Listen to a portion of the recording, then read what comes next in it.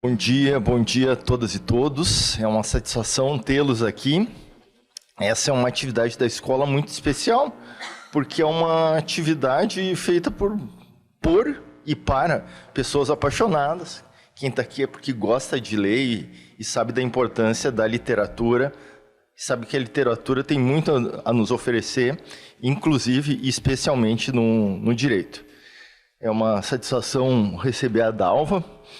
Estava ouvindo falar sobre seus livros, sobre a sua criação, e estou curioso para ouvi-la mais. Saúdo também a Dani, o Oscar, a Maria Tereza, enfim, todos os presentes. E, enfim, vamos lá que nós queremos ouvir a Dalva e eu já passo a palavra para a Maria Tereza fazer uma apresentação dela.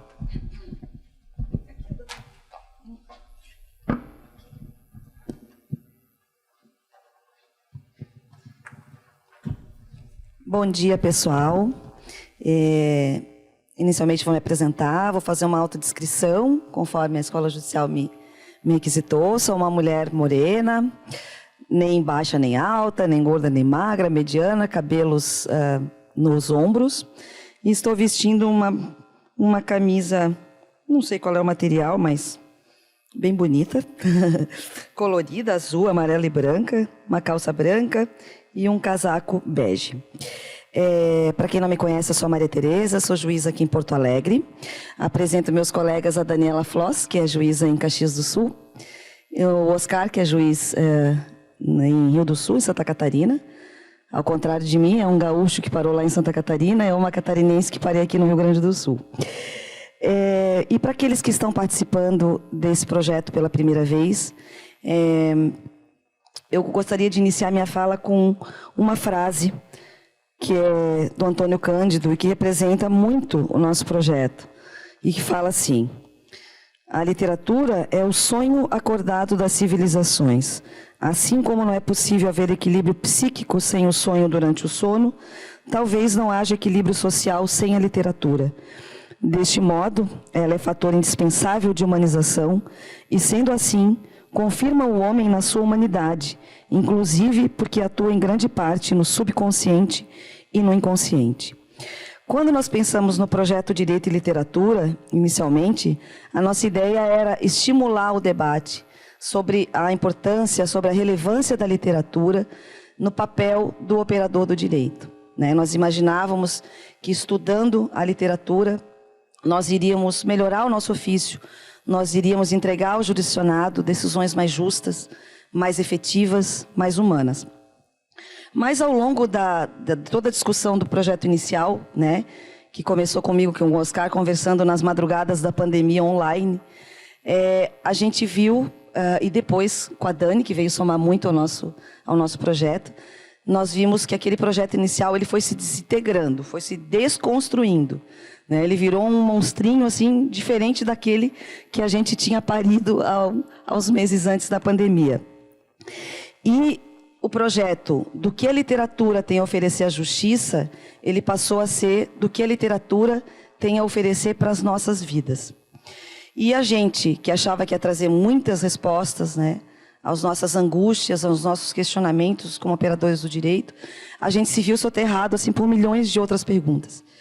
E por isso, o convite para pessoas como a Dalva, como o Paulo Scott e o José Faleiro, que já estiveram aqui no projeto, para que eles possam nos ajudar nessa caminhada. Enfim, a ideia ela se tornou muito maior.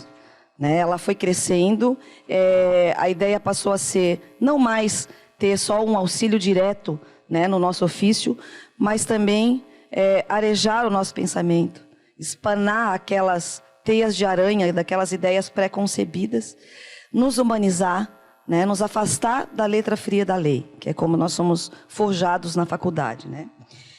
E eu sempre digo, uma frase que eu sempre trago, que para mim é um símbolo do nosso projeto: a literatura ela serve para nos fazer enxergar, como diria o Saramago, para nos fazer reparar.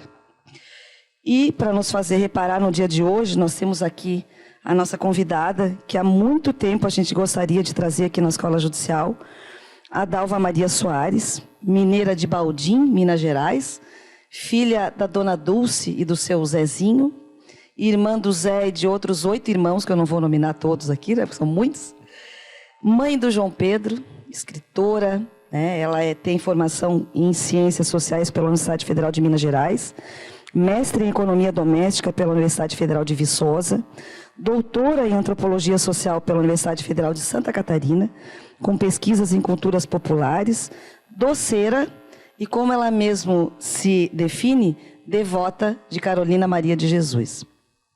Autora dos livros Para Diminuir a Febre do Sentir, 2020, Do Menino, 2021, e Me Ajuda a Olhar, de 2023, todos publicados pela editora Venas Abertas, das coletâneas Raízes, também ela participa das coletâneas Raízes, Escritoras Negras Resistência Histórica, Raízes, Escritoras Negras Resgate Ancestral e Ócios no Ofício Ontologia Poética, todos pela Venas Abertas também.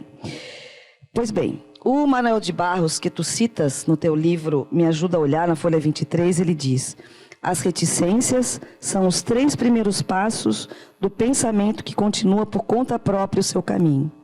Dalva, eu espero que as tuas reticências sejam infinitas, que tu nos continue brindando com a tua sensibilidade, a tua lucidez, o teu modo de ver esse nosso mundo que é tão injusto, né, que tu consegues ver com tanta lucidez, e com base em literaturas como a tua, que a gente possa melhorar, né, o nosso ofício, que não é fácil, de equilibrar as relações entre o capital e o trabalho, né, num sistema capitalista que é tão cruel e que muitas vezes na maior parte das vezes, ele é hostil às pessoas mais carentes, né, às pessoas mais fracas. Enfim, é um prazer enorme de ter aqui. Muito obrigada por ter aceitado o nosso convite.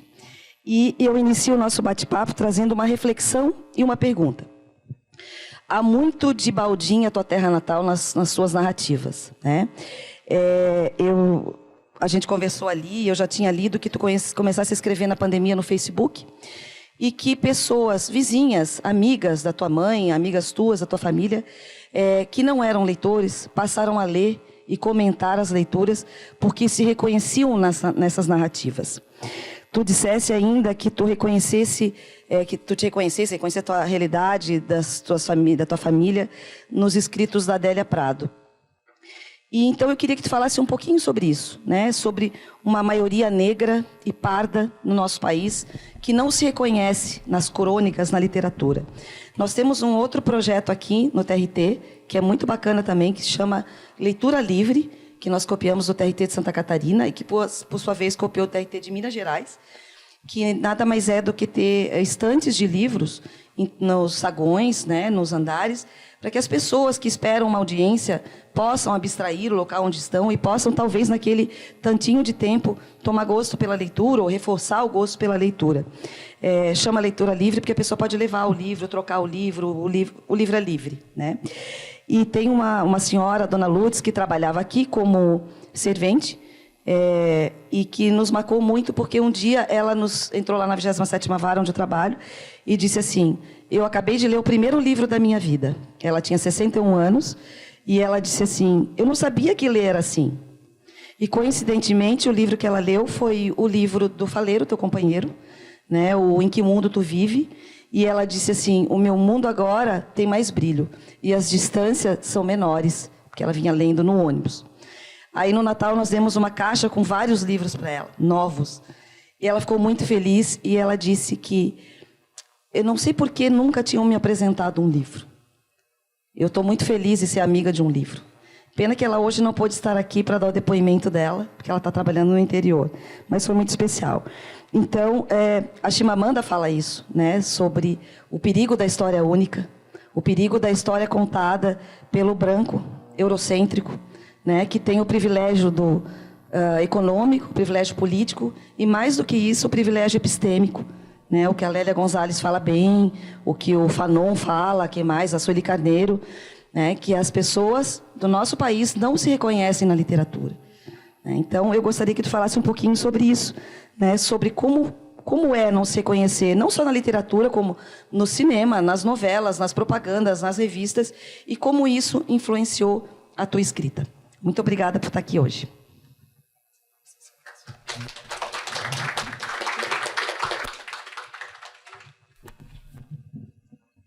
Bom dia. Ela não fez uma pergunta, né, gente? Ela quer que eu elabore um tratado. Eu queria começar agradecendo. Eu estava falando para eles que Porto Alegre sempre me recebe muito bem. Eu cheguei ontem à noite e aí fui lá no Cantante, que era aniversário da Jane, né? E ela tinha me convidado. Eu achei que ia chegar lá, ia ter umas 6 pessoas, eu ia poder ler umas poesias, aproveitar para vender uns livrinhos, né? Cheguei lá, um lugar lotado, né? Eu não conhecia ninguém. Mas ela, vem aqui conhecer minha prima, e aí me apresentou a dona Esther Grossi, né? Que eu lembro da época que ela era deputada, né? E do que ela aprontava ali com aqueles cabelos coloridos, né? Na década de 90. E a filha dela, a Miriam, foi minha professora no doutorado, né? Aí nós começamos uma costura lá que eu acho que vai render depois, inclusive. Então, assim, eu estou muito feliz de estar aqui, porque eu tinha preconceito com Porto Alegre e os porto-alegrenses têm me feito desconstruir isso por conta do carinho, né? A maioria das minhas leitoras são daqui. O pessoal do Correio, né? Desde 2020, eu vou todos os dias aos Correios despachar livro e as atendentes falam: minha filha, mas você só vende livro para Porto Alegre, né? Para o Rio Grande do Sul. Então, assim, eu tenho um carinho imenso com esse estado, com essa cidade, tem feito desconstruir, né, esse preconceito que a gente tem com o Sul. E agradeço muito, né, a presença de vocês, o convite. É uma honra para mim estar aqui nessa conversa. Eu tenho um carinho especial pelos juízes do trabalho, né, por conta da importância, né, eu que venho desse lugar, né, de subalternidade, né, filha de trabalhadores rurais sem terra, mãe que não foi alfabetizada, pai que foi semi-alfabetizado. E eu participei de um evento com os juízes do trabalho em Santa Catarina e eu falava da importância do trabalho na vida do meu filho, né? De como, quando ele começou como menor aprendiz, como que isso foi transformador do ponto de vista econômico, porque o simples fato dele ter tido acesso a vale-transporte, ter tido acesso a ticket de refeição, já aliviou o meu lado, né? E do ponto de vista humano, né, de autonomia, e foi uma coisa assim impressionante, né? Ele se descobriu na segurança do trabalho, e hoje ele terminou um curso de técnico de segurança do trabalho, agora já quer fazer engenharia, e foi um caminho que eu conto um pouco disso nos livros, né? Foi um caminho que ele escolheu diferente do que eu sonhava para ele, né? Eu sonhei que aos 19 ele ia estar com a camiseta da UFMG e investir pesado assim, né, para que isso acontecesse. Só que quando ele fez 18, ele colocou um uniforme de peão, né, daqueles refletido, e foi ser servente, né, numa empreiteira. E eu chorava de soluçar, porque não era o que eu tinha sonhado para ele. E porque 40 anos antes eu tinha tido a minha carteira de trabalho assinada como servente numa escola. Como que ela chama? A servente que vocês deram os meus livrinhos para ela? Porque eu ia mandar de presente. Mas posso mandar para ela, né, dar de presente para espalhar a palavra. E ver o meu filho, 40 anos depois, ter a carteira de trabalho sendo assinada como servente, né? Há pesquisas que mostram que essa população a que você se referia, né, leva 7 gerações para sair da condição de pobreza. Eu ainda não consegui sair, mesmo sendo uma professora doutora, né? E ver meu filho repetindo os meus passos com tanto investimento, sabe? Levei desde show de Racionais MC até lançamento de livro, orquestra sinfônica, terreiro de candomblé, gira de umbanda, sabe? Tudo que eu achava que era importante para a formação dele, eu levei. Mas o bom é que eles ressignificam, ele ressignificou, mesmo com aquele uniforme ali de peão, ele ressignificou. Hoje ele é um técnico, né? E tem a ambição de ser um engenheiro de segurança, né? Então, está trilhando o caminho dele lá, que é diferente do que eu imaginei. Enfim, já fui para outro caminho, né? Você me perguntou sobre Baldinho, eu me perdi nesse tratado aí. Vai falando que está ótimo. Não, mas... Eu perguntei sobre como foi para ti não se ver representado Ah, sim. Né? E é interessante porque eu tive também, estou falando que Porto Alegre me dá muita moral, gente. Eu tive uma conversa também com a Associação de Psicanalistas de Porto Alegre e a temática foi vergonha. E foi uma conversa muito bacana, que gerou, inclusive, um texto que os psicanalistas escreveram. Vocês imaginam, estar diante de um psicanalista é difícil. Eu fiquei diante de mais de 200, né? Então... né, dá até uma aflição, assim, saber que você está sendo analisada, né? E tem a ver com isso, assim, né? Eu sou de uma cidadezinha, Baldim, que eu tenho muito orgulho, não foi sempre que eu tive, né? Teve uma época que o que eu queria era ser moderna e morar na capital, e foi isso que a gente fez, né? Buscando, né, melhores condições de vida, de trabalho. A minha mãe, talvez por não ter sido alfabetizada, ela queria muito que os filhos estudassem, né? Foram 10 filhos e por isso ela empenhou muito, primeiro para sair da zona rural para ir para Baldim, né? E depois de Baldim para ir para Belo Horizonte. E aí Baldim, eu tinha um pouco de vergonha daquele lugar, daquele chão pedregoso, empoeirado, e eu fui desconstruir isso, essa vergonha, né, essa marca, né, de classe, né? Não sei se vocês já leram Annie Ernaux, se não leram, leiam, né? O dia que eu li O Lugar, que ela fala disso, né, dessa vergonha que ela tinha de ser filha de pequenos comerciantes, ela traz uma questão da França que não tem nada de glamurosa, né? Eu me identifiquei muito, porque era a mesma sensação que eu tinha em relação a Baldim. Eu lembro que quando eu ia preencher, na universidade já, eu ia preencher aqueles formulários para ter bolsa, né? Antes das ações afirmativas, porque eu entrei na universidade na década de 90, o FMG tinha uma fundação universitária, Mendes Pimentel, que tinha um projeto de bolsa permanência, né? Então, todos nós lá em casa, nós somos 10 irmãos, agora 8 porque morreram 2, dos 10, 6 fizeram universidade pública, numa época que não tinha ação afirmativa, nem Bolsa Família. Isso teria feito uma revolução na minha família. Mamãe, com certeza, teria, sabe? Perdi. Acontece, gente, mas eu volto. Né? Ou seja, 6 fizeram universidade pública. Eu acho uma estatística interessante para um casal de trabalhadores rurais. Né?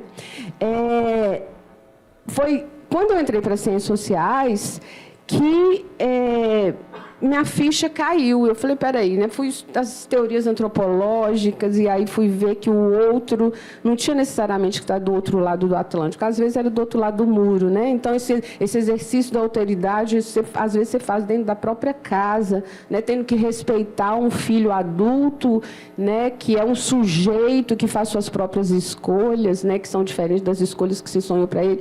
Então esse exercício da alteridade foi muito importante para mim. E isso explodiu quando eu entrei na universidade e fui entrar em contato com as teorias sociológicas e antropológicas. Na antropologia, por conta da relação com o outro. E na sociologia, que eu falei, peraí, então não é culpa do meu pai, né? Ele ter trabalhado a vida inteira em terras de outras pessoas. E quando morreu, a gente ter que fazer uma vaquinha para enterrá-lo. Não foi culpa dele? Né? Eu lembro de um burburinho porque ele não tinha meia. Tem que comprar uma meia. Eu falei, gente, mas se ele viveu a vida inteira com esse pé rachado, por que agora tem que pôr uma meia para enterrar? Eu falei, não, vai enterrar ele sem meia. Né? Então, assim, a sociologia me fez perceber que não era uma questão individual, né? Que tem todo um contexto, e isso me acalmou.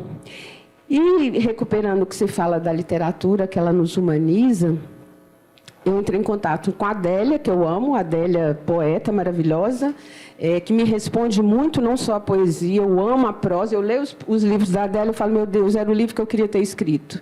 Né? E Guimarães Rosa, que, inclusive, eu adoro ostentar, passou por Baldim. Vocês estão desconfiando de mim? Está no livro Sagarana, eu acho que é no Sagarana, no conto Duelo. Ele fala de Baldim, gente, eu adoro ostentar isso. E quando eu me deparei com o primeiro livro que eu li do Guimarães foi Manuelzão e Miguelin, né? E Miguelin, eu já perdi a conta de quantas vezes eu reli, sugiro, choro todas as vezes. E você falou, né, de enxergar. O Miguelin, eu vou dar um spoiler, ele ganha, né, um óculos de um doutor que aparece no povoado. E aí ele percebe ali, o doutor muito sabiamente sacou que ele tinha problema de vista. E quando ele põe os óculos, ele olha para o Mutum, né, que chama o lugar, e ele toma um susto, ele fala, meu Deus, ele cresceu ouvindo a mãe suspirando, chorosa, falando que o Mutum era um lugar horrível, que era feio, que, né, tinha um morro que estava tampando as vistas dela, que a vida acontecia depois do morro. E aí, quando ele olha, eu fico arrepiada, quando ele olha, e ele vê beleza no Mutum, né, e aí ele olha as pedrinhas, ele olha o São Caetano, que é uma ervazinha que tem, né, uma plantinha espontânea, né? Não pode chamar de praga, não. Agora é punk, né? Que fala. Ele olha, vê a vaca, e ele fica falando, meu Deus, o Mutum é bonito. E foi o Guimarães que me emprestou essas lentes também para eu olhar para Baldim. Tem uma crônica no Para Diminuir a Febre de Sentir que chama Propaganda Enganosa, porque esse período que eu fiquei lá de 2014 a 2018, quando eu voltei de um estágio doutoral sanduíche em Lisboa, e aí eu tinha que escrever minha tese, e eu fiquei em reclusão lá em Baldim, eu saía para caminhar e fazia fotos, né, do pôr do sol, e foram quando começaram a surgir as crônicas, porque eu tinha que escrever uma tese, né, aquela aridez que é a escrita acadêmica, eu comecei a escrever sobre os personagens, minhas contemporâneas, as contemporâneas da minha mãe, que eu encontrava pelo caminho, e foram nascendo essas crônicas. Os meus amigos de Belo Horizonte começaram a ver aquelas fotos bonitas, né, do pôr do sol, e todo mundo queria me visitar, né? Nossa, que lugar bonito. Eu lembro de uma amiga que chegou e ela falou, não, peraí, bem, eu achei que era mais bucólico, né? Porque... E aí o meu irmão falou, você fica fazendo propaganda enganosa de Baldim? Eu falei, gente, mas eu vejo beleza. Eu vejo beleza nesse chão pedregoso, eu vejo beleza na horta da Dona Maria, na casa que Dona Geralda construiu com as próprias mãos. Gente, eu falei, o que eu posso fazer? Vocês que não sabem olhar, né? E eu acho que essas lentes, a literatura me forneceu, a antropologia me forneceu, as ciências sociais me forneceram, né? E depois, quando eu comecei a entrar em contato com outro tipo de literatura, quando eu li Conceição Evaristo, que eu vi uma personagem como a Maria, né, que é uma empregada doméstica, que leva os restos de uma sobra de Natal, né, para casa. Aquilo provocou um assombro em mim, porque eu leio muito, desde que eu fui alfabetizada, li os clássicos. Eu falei, gente, então é possível fazer literatura com esse tipo de personagem? Né? A própria Adélia, né? O Guimarães, né? O que Guimarães faz. Então, isso foi a Carolina, né? Em 2014, no centenário da Carolina, fez 110 anos de nascimento ontem, inclusive, teve todo um alvoroço, né? Assim, eu penso que muito por conta das ações afirmativas e dessa galera negra e periférica que entrou nas universidades e que mudou a pauta, né, gente? A pauta, o debate público, ele foi transformado. Ele foi transformado por conta dessa galera que entrou na universidade nos últimos anos. Eu não tenho dúvida disso. Então, eu fui entrando em contato com as africanas. Tinha uma Amanda maravilhosa, né? Li todos os livros dela traduzidos, né? Já estou em crise de abstinência, né? Esperando mais. As afro-americanas, Alice Walker, a Toni Morrison, Maya Angelou, né? Então, assim, eu fui entrando em contato com essa literatura, eu fui ficando, falei, velho. E aí tem essa coisa dessa palavra que instaura, né? Eu acho que é Paulo Freire que fala disso, dessa palavra que instaura, que você lê e fica com vontade de escrever. Né? Eu leio Carolina, eu leio Conceição, eu quero pegar a caneta e escrever logo. É óbvio que você lê um Guimarães Rosa e fala assim, não vou escrever nunca mais, porque o mundo não precisa de um livro, mais um livro ruim. Né? Mas tem alguns livros, tem uma palavra que te paralisa. Né? Quando eu leio o Faleiro, por exemplo, eu paraliso. É complicado relacionar com ele, porque ele é um cara, um autodidata que domina a técnica. Mas quando eu leio essa escrita intuitiva, como a Conceição diz, essa escrevivência, né, que parte desse saber da experiência, aí me dá uma tranquilidade maior, né? Eu achei até interessante que hoje de manhã a dona Esther falou, nossa, eu dei um livrinho de presente para ela, né? E aí ela ela começou a ler, ela falou, nossa, minha cabeça já está fervilhando aqui de vontade de escrever também minhas memórias, né? Ou seja, essa coisa da palavra que instaura, eu acho isso muito importante. Mas isso acontece quando você se reconhece. Né? Porque se você não se reconhece, fica aquela coisa lá, né? A gente fica escutando hoje que tem muito escritor, que todo mundo quer escrever. Você citou o professor Antônio Cândido, né? Ele tem um texto maravilhoso sobre o direito à literatura que ele fala disso, né? No livro novo que vai sair, espero, né? No primeiro semestre ainda, que é o Tempo das Águas, tem uma crônica que eu adoro, que chama Uma Foto e um Texto, que nesse período que eu fiquei em Baldinha, eu fui dividir a casa que tinha sido da mamãe com meu irmão, que tinha acabado de separar, o Zezé, que morreu em 2020, ele chegava para mim e falava assim, Dalva, o Miguel está secando o feijão lá na porta da casa dele, eu acho que dá uma foto e um texto. Sabe? Aí ele era atleticano doente, ele ia para o jogo do Galo e ele falava, olha, nossa, o jogo foi tão foda, mas foi tão foda, se você estivesse lá, eu tenho certeza que você ia escrever um texto. E aí, lendo o professor Antônio Cândido, eu vi que o que o Zezé expressava, na verdade, é essa necessidade de fabular, que é do humano. A gente tem essa necessidade de fabulação. Né? A gente não conta uma história de qualquer jeito. Né? Às vezes um amigo chega para contar uma fofoca, né? Uma treta, você está querendo logo que dá um spoiler, e a gente vai fazendo ali, né? A gente não conta de qualquer jeito.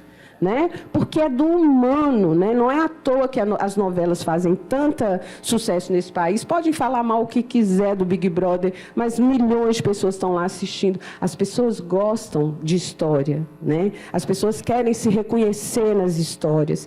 Então, para mim, quando eu descobri essa literatura, quando eu percebi que eu também podia exercitar isso, que era um direito, né? Era um direito humano eu poder escrever. Foi uma... como a Adélia diz, e eu me aproprio muito das coisas dela, a Adélia, inclusive, que agora está no Instagram, viu, gente? De vez em quando ela põe vídeos lá, lendo os poemas dela, para vocês verem que gracinha, 90 anos.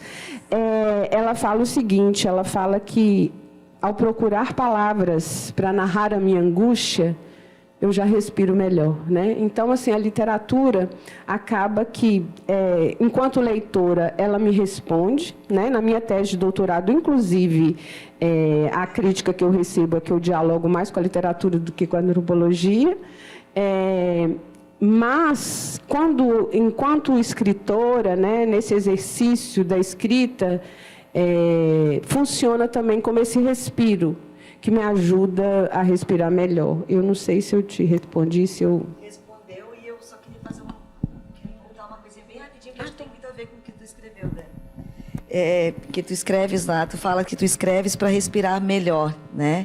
E a Conceição Evaristo, ela tem uma frase que eu acho muito bonita, que ela fala, escrever é dar movimento à dança-canto que o meu corpo não executa. A poesia é a senha que invento para poder acessar o mundo. Né? Então, assim, quando eu li os teus 3, me recuso a chamar de livrinhos, os teus 3 livraços, que para mim é um só, como a gente comentou, eu vi que ela escreveu uma necessidade fisiológica da tua vida.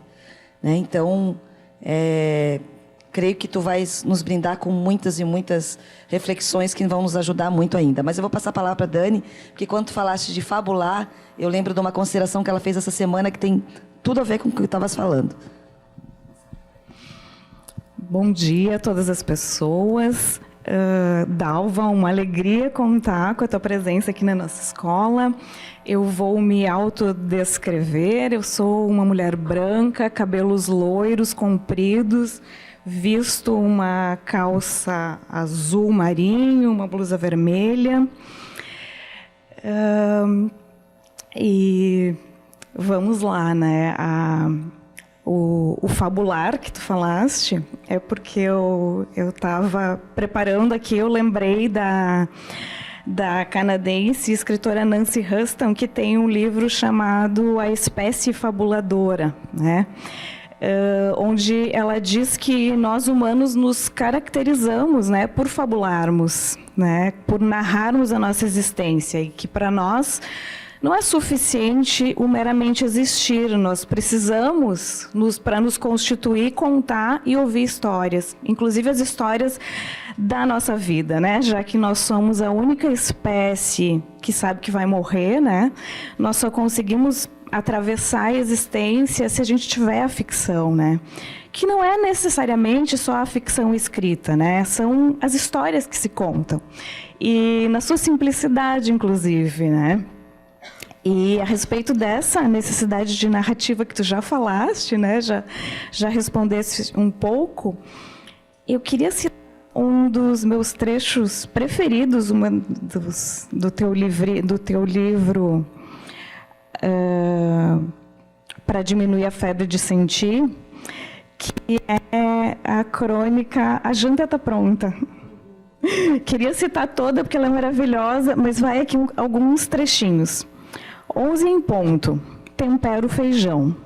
Como Helena, também me entedio com uma literatura de grandes feitos, de grandes personagens salvando o mundo.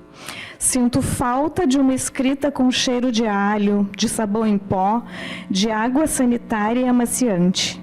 A caneta com cheiro de cebola, porque a ideia surgiu enquanto se preparava o almoço. Sinto falta de personagens que lavam sua roupa, que cozinham sua comida, que levam os filhos na escola. São 15h. Ainda tem um tempinho de produção até a hora do jantar. Lembro Ana Carolina, cineasta, não a cantora, se referindo ao seu belo filme Amélia. Às vezes, demoramos uma vida inteira para aprender a falar a nossa própria língua, nos fazermos entender. É trabalho árduo, mas não tem outra saída, ou conseguimos nos expressar. Diante dessa lindeza, então, eu queria perguntar para Dalva, escritora e que também é antropóloga, qual é o papel da literatura, das histórias, também, e principalmente em saúde mental, né? Que é uma questão sobre a qual eu acho que a gente tem uma crise, né? Uma certa epidemia de adoecimento psíquico que atinge trabalhadores em todas as esferas, né? Situações que a gente aqui do judiciário estamos nos debatendo para tentar entender e julgar, né? E que não é de se admirar com o mundo que a gente vive, mas eu queria que tu falasse um pouquinho disso, do papel da literatura para a saúde mental. Enquanto você lia, eu lembrei de um poema de uma amiga das redes, eu ainda não a conheço pessoalmente. Será que vocês teriam paciência de ouvir? É a Adriana Maia. Você enfatizou aí o escritora, né? Eu tenho muita dificuldade de me reconhecer escritora. E isso é uma coisa que a Conceição Evaristo fala, olha, quem me legitimou como escritora foram as mulheres negras que me leram, né? Eu falo, gente, ser escritor é o quê? Ter um livro publicado? Eu tenho, né? Ser escritor é o quê? Ter leitor? Eu tive leitor antes de publicar, né? Eu não posso reclamar. Eu acho que eu estava falando com o Oscar, que eu acho que eu vendo razoavelmente bem para uma produtora, né, uma produção independente, né? Eu que faço os meus cards, fico tentando engajar a rede social ali com os meus parcos recursos, sendo obrigada a aprender a fazer uns cards bonitinhos, né? E desde 2020, né, quando eu publiquei o Para Diminuir a Febre de Sentir, eu vivo de venda de livro e dos eventos que me remuneram. Então, eu vivo da escrita, da minha palavra. Eu fui professora durante mais de 20 anos, né? Professora da educação infantil à pós-graduação. E sempre que me perguntava a profissão, eu, professora. Mas desde 2020 eu estou afastada da sala de aula e vivo da escrita. Mas eu tenho dificuldade em falar, eu sou escritora. E aí, foi até ano passado, no Festival Literário de Belo Horizonte, que eu falei, peraí, ouvindo a Lília Guerra, que é outra escritora maravilhosa, se não leiam, vão atrás.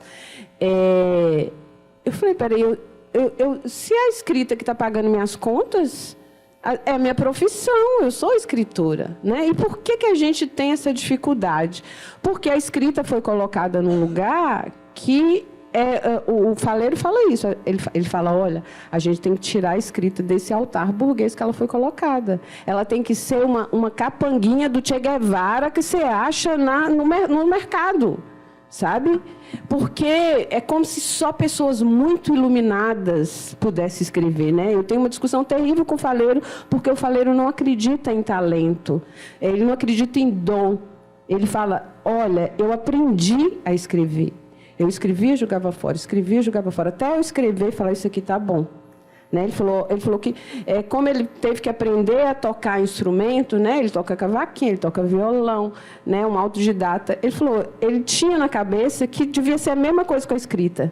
Eu vou treinar e eu vou me aperfeiçoar até conseguir ficar bom. Né?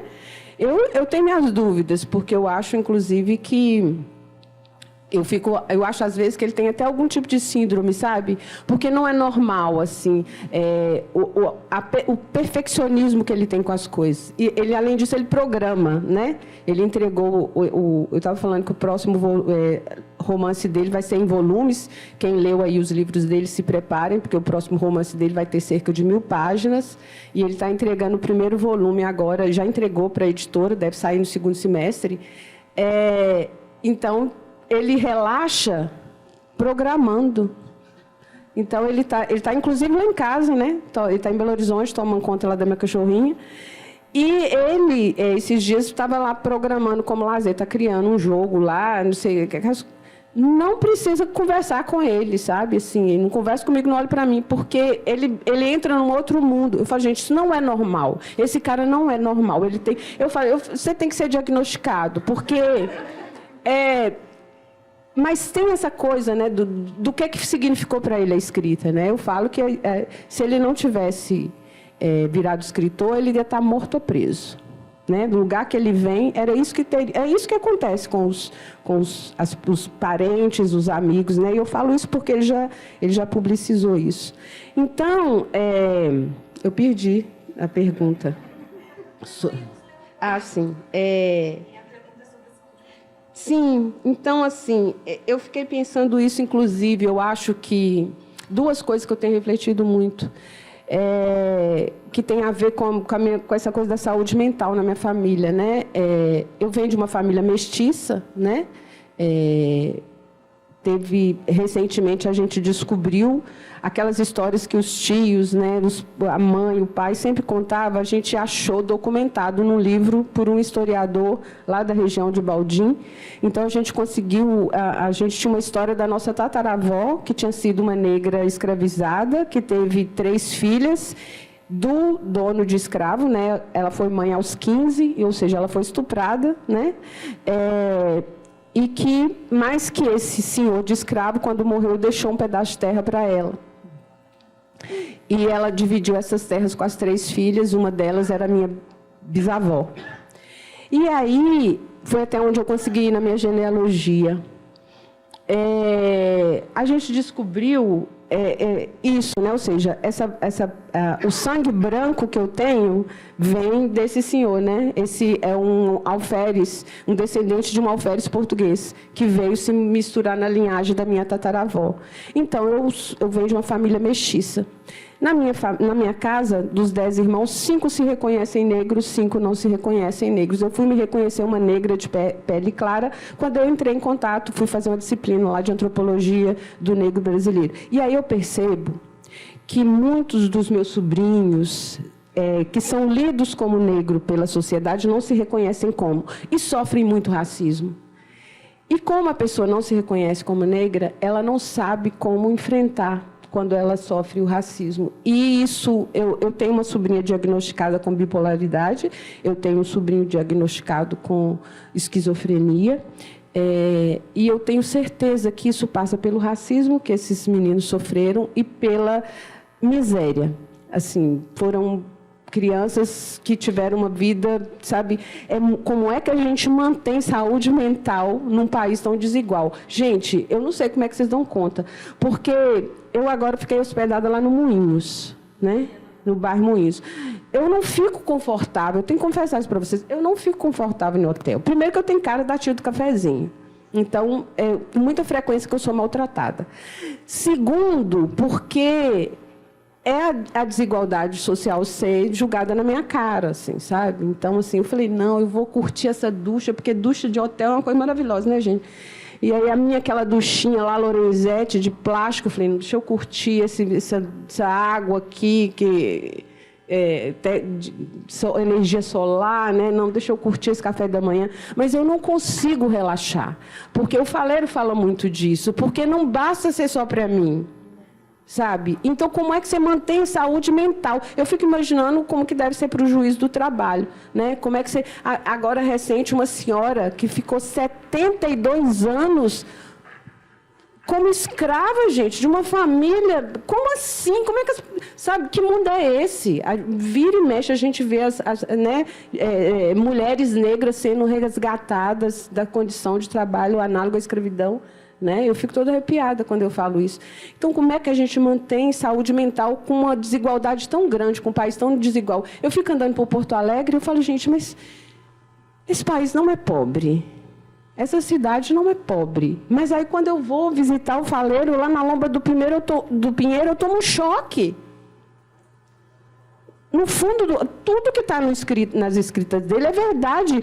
Quem leu Vila Sapo, que tem o Aconteceu Amor, que tem ali a história do Ronaldo e da Marcinha, que eles, né, têm o valão está lá no fundo. O valão, a cada dia que passa, está comendo mais um pedaço ali, sabe? Vai chegar na casa da tia dele.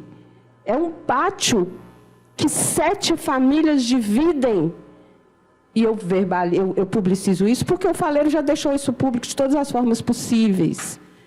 A parte onde ele mora é a mais pobre da Rua Guaíba, porque tem lugares muito bonitinhos ali, né? Vila Viçosa é uma gracinha. As casinhas bonitinhas, com muita dignidade. Como é que a gente mantém a saúde mental, né? Com tanta desigualdade, com tanta injustiça social? Né? É um desafio. No meu caso, a escrita funciona como esse respiro, como uma questão, uma escrita terapêutica. Tem muita crítica, viu? Tem gente que acha que isso não é função da escrita, que isso não é função da literatura, mas eu acho que a gente precisa falar da literatura no plural. Né? Porque, gente, o brasileiro não lê.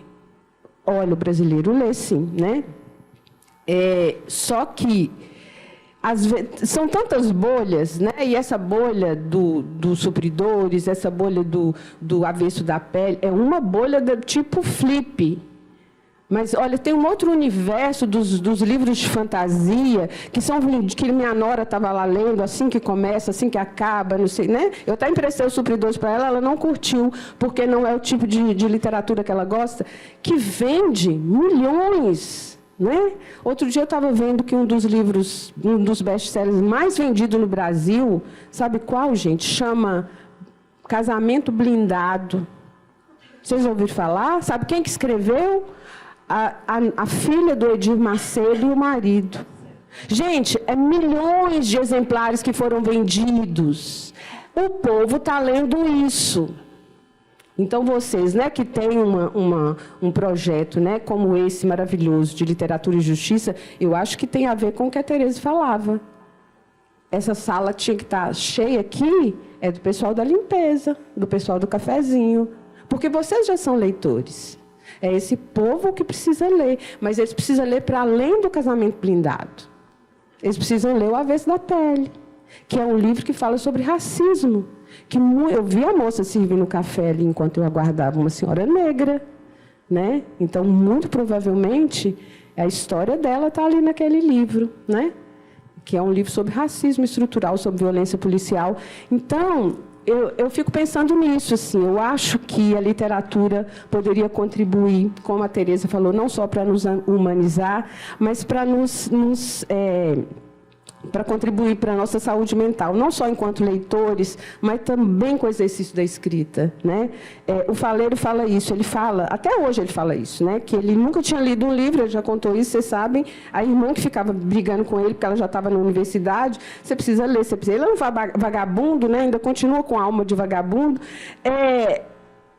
só ficava na rua, não sei, e a irmã desesperada, já fazendo faculdade, tipo assim, né, vendo ali o que acontecia com os primos, com os amigos, né, tipo assim, vai para as drogas, ou vai ser preso, ou vai se envolver em alguma coisa errada, né, tentou salvar, né, e aí ele falou, ó, cansou, falou, vou ler só para mostrar para ela que é horrível. Ele falou, para que eu vou ler? Filme é tão mais interessante, tem imagem, né, videogame é muito mais maravilhoso, eu controlo, penso, para que eu vou ler um tanto de letra?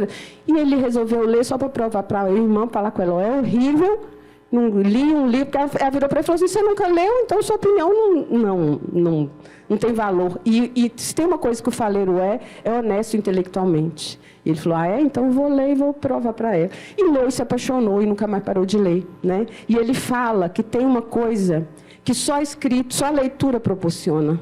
Um tipo de sinapse, sabe, que o filme não vai proporcionar, que o videogame não vai proporcionar e que a leitura proporciona. E também tem um tipo de sinapse que é só a escrita que proporciona. Isso eu tenho aprendido na convivência com ele, porque você não pode escrever de qualquer jeito. É o que eu falava com o Oscar agora há pouco. História, todo mundo tem uma história bacana para contar. Mas a literatura, isso é uma coisa que eu estou aprendendo, viu, gente? É especialmente forma, né? Então, como que eu vou contar essa história? Eu não posso contar de qualquer jeito, sabe? Eu não posso contar de qualquer jeito. Eu vou passar para o Oscar enquanto eu acho o poema da Adriana aqui. Pode ser? Sim, posso fazer uma colocação antes rapidinho? A gente passa. Não, eu só queria registrar que as pessoas que trabalham aqui no serviço de limpeza, os terceirizados, eles acompanharam as edições do Paulo Scott e do Zé Faleiro, porque a gente fez num horário que para eles foi possível, que foi final de tarde. E ontem a supervisora me comunicou oficialmente que eles não poderiam, porque era horário de trabalho. Eu insisti que mandasse pelo menos alguns, né? Os que participam sempre, que é o Matheus, os outros meninos, e do Projeto Pescar. Mas, infelizmente, não foi possível. Mas eles são os nossos convidados, sempre participam bastante do projeto. Mas esse horário realmente limitou muita gente vir. A gente até está vendo isso para as próximas edições. Achei já. Dá licença, Adriana... Ela está nas redes, viu, gente? Adriana Maria Maia, às vezes ela está como Ana Maria Maia. Ela diz que ela não é escritora. Mas tem uma coisa também, né? Eu me definia como cronista de Facebook. Porque aí a gente ouve muito assim, eu já ouvi, inclusive, a respeito dos meus textos, tem um quê de literatura. Eu fiquei arrasada, né? Porque o que acontece? Quando você publica livro aí e vai para o mundo, aí você está sujeito à crítica, né? E aí é muito ruim, falo, não, isso não é literatura, né? E principalmente crônica, que é como se fosse uma literatura menor. Eu amo crônica, eu amo não ficção, eu adoro um bom romance, mas eu gosto muito de não ficção também. E a Adriana escreve assim, que dialoga um pouco com A Janta Tá Pronta, que você leu o trechinho. Inclusive, nós estamos no mês das mulheres, né? Então eu vou me permitir essa licença, vai como uma homenagem. Antes de escrever, uma mulher precisa dar de comer aos seus, arrumar o guarda-roupa, procurar pelas meias perdidas no fundo das gavetas.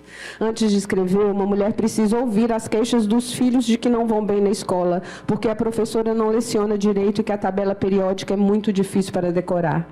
Antes de escrever, uma mulher precisa limpar o chão, dobrar as roupas lavadas no dia anterior e verificar se há comida para o cão, lavar os sapatos, as vidraças, colocar o lixo para fora e recolher um pássaro que caiu do ninho ainda filhote e se perguntar se a mãe dará pela falta dele. Antes de escrever, uma mulher precisa cuidar da calcinha suja de sangue, enrolar o absorvente e papel higiênico para que ninguém perceba a sujeira da sua menstruação.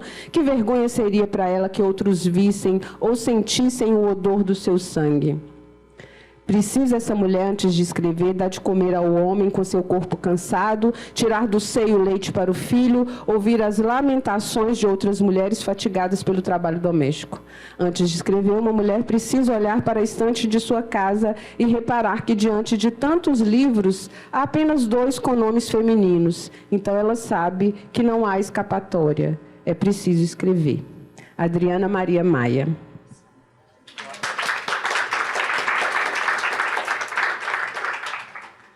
Ela diz que não é escritora. Bah. Vamos começar pela autodescrição, que eu acho que é o máximo que eu vou conseguir fazer depois de ouvir a Dalva, a Dani e a Maria Tereza. Eu sou um homem com poucos cabelos, barba, vestindo uma camisa social azul e em estado de choque. Eu havia preparado algumas perguntas, não para seguir à risca, porque uma das coisas que a gente aprende quando a gente se envereda pelo mundo do trabalho é que nada que está planejado vai sair como nós esperamos. E uma das características que qualquer pessoa que atua nesse segmento tão importante, mas tão difícil, é saber que a vida nos contraria sem trégua. Então, a minha pergunta originalmente era voltada para saber se a Dalva era uma antropóloga que escrevia sentimentos ou era uma pessoa sensível que tinha se enveredado pela antropologia. Mas tudo isso já não tem muita importância diante dos caminhos que essa conversa acabou tomando. Dentro da nossa atuação, nós somos ouvintes perenes, porque um dos princípios do processo de trabalho é a oralidade. E a versão que chega no processo é uma versão filtrada por uma advogada ou por um advogado. O que nós perguntamos para as testemunhas para saber quem tem razão são percepções individuais de cada pessoa revirando os baús da memória. E muitas vezes nós cometemos atos decisórios que deveriam vir do sentir, porque a sentença vem daí, mas acaba vindo da razão. E aquela testemunha não nos convence. Nós exigimos dela mais do que nós mesmos exigimos de qualquer outra pessoa. E essa nossa decisão, que embora seja uma dentre tantas versões no processo, ela acaba sendo a lei. E o tribunal vai fazer uma confirmação ou não, e quem nem conheceu a Dalva, quem nem conheceu o faleiro, quem nem chegou perto de Baldim, vai dizer se o valão estava perto da casa ou não, e se aquilo ali representou ou não algum problema no mundo do trabalho. Tu falaste que tinhas um preconceito com Porto Alegre, com a região sul, e que via para cá, vai desconstruindo, e que tens uma admiração pelos juízes e juízas do trabalho. A minha percepção sobre a importância da literatura é que nós somos todos, como eu concordo com o faleiro, todos leitores e todos escritores, por letras ou não, que tu bem falaste dos teus pais. Eu gostaria de saber, dentro desse universo da Dalva escritora, que tem um quê de literatura, da Dalva antropóloga, que passou a saber que não era culpa do pai, da Dalva mãe do menino, que traiu a sua programação, em que medida, não só os teus escritos, mas a tua presença aqui num tribunal, não sendo testemunha, não sendo parte, não sendo ré, não sendo nada, sendo justamente alguém que vem trazer uma experiência de leitura de mundo e de vida, o que tu imaginas assim que para um sistema de justiça de um país que é desigual e reafirma isso a cada ato, a tua participação e os teus alertas e a tua humanidade podem contribuir com a gente? E como a Maria Tereza colocou no início, não só como operadores e operadoras do direito, mas como pessoas, em que medida a tua presença e o teu depoimento aqui, que eu gostei muito de todos os teus livros que eu li, mas eu gostei mais de te ouvir falar, né? A Dalva escritora é excelente, mas a Dalva narradora presencial ainda é mais, ainda que de tempos em tempos ela diga como um recurso que está fugindo qual é a pergunta mesmo, né? Então eu queria saber assim, como tu enxergas esse espaço, esse tempo, essa troca e esse envolvimento todo para o mundo do trabalho e para nossas vidas em geral aqui.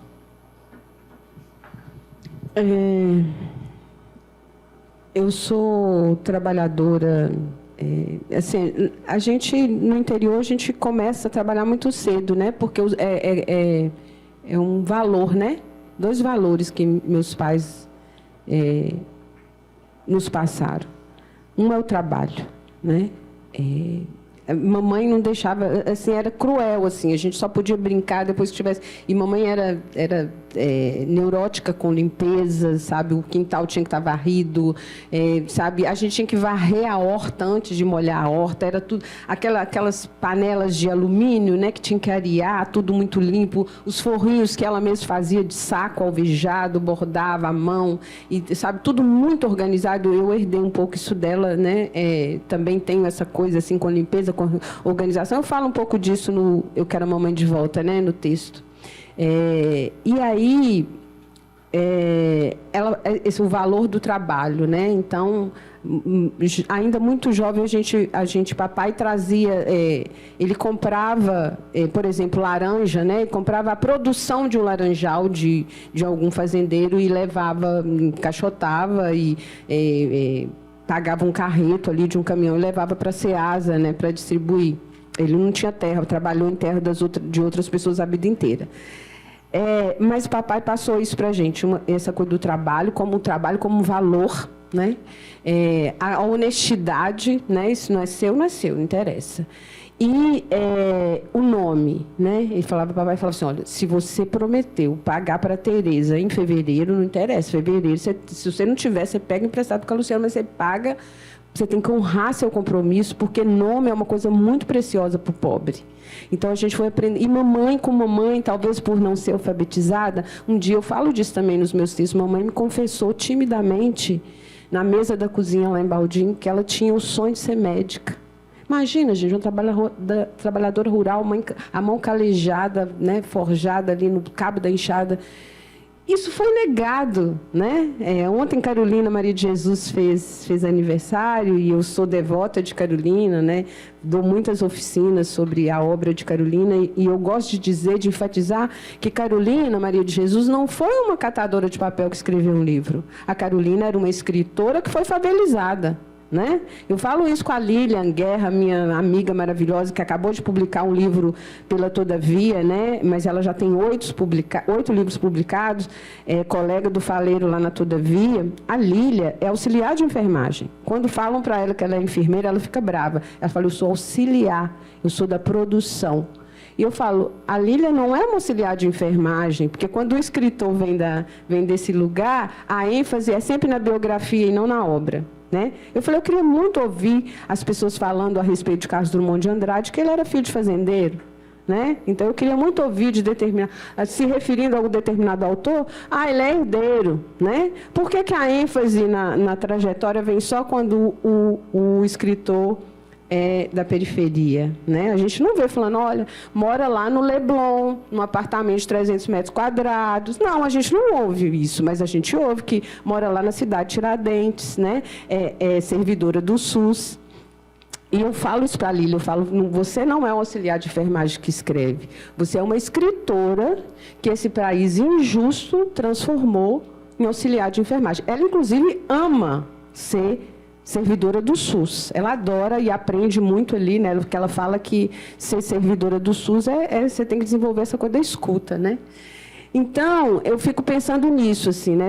Esse valor, essa coisa do trabalho, né? Que eu aprendi com os meus pais, da educação, né? Mamãe tem que estudar. E a mamãe teve 7 filhas. Ela educou todas, falou, vocês têm que estudar, vocês têm que ter... Ela falou, pode escolher o que você quiser, mas a sua profissão tem que pagar suas contas, né? Então, eu fico lembrando disso agora em relação ao meu filho. Pode ser o que você quiser, mas sua profissão tem que pagar suas contas.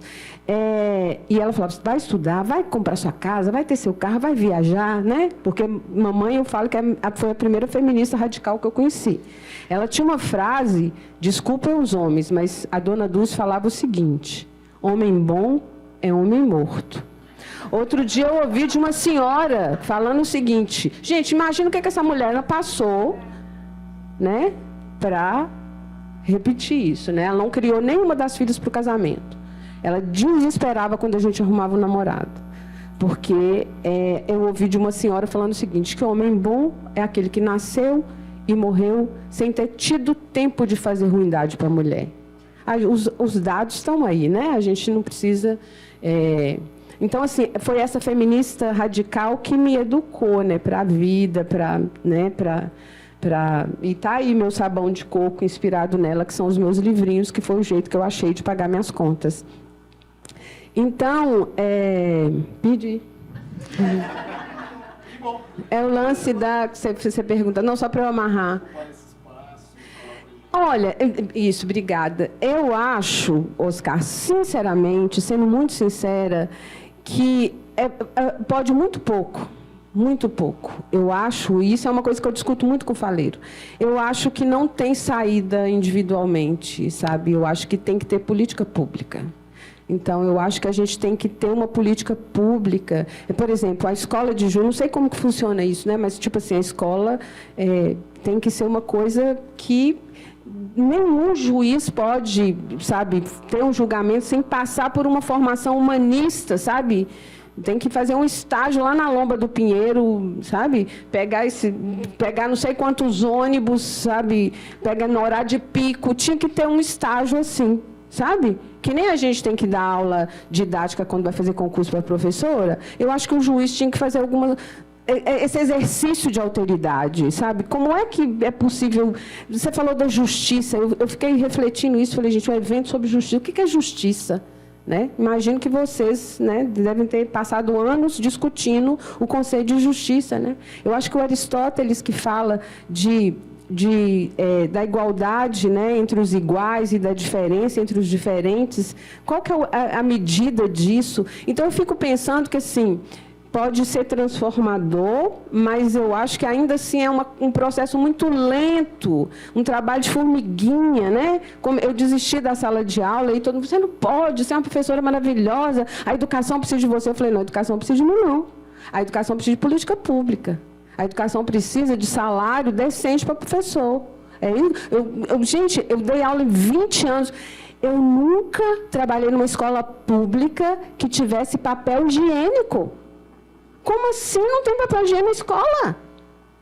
Escola pública não tem sabonete para lavar a mão, não. Eu adoro ir, gente, vocês me desculpem, mas eu adoro ir nos espaços do judiciário. Eu fiquei de olho na canequinha de café que o Oscar estava. Eu falei, gente, será que eles não me dão uma canequinha dessa para eu levar? De tão bonitinha que eu achei. Eu dei aula anos na escola pública. Eu não podia merendar, porque a merenda era só para os... Merenda, gente, vocês não... Sabe? Não é essa lista que de vez em quando vaza aí, né, de caviar. Não. Arroz temperado. O dia que tinha pão com salsicha, gente, os meninos enlouqueciam.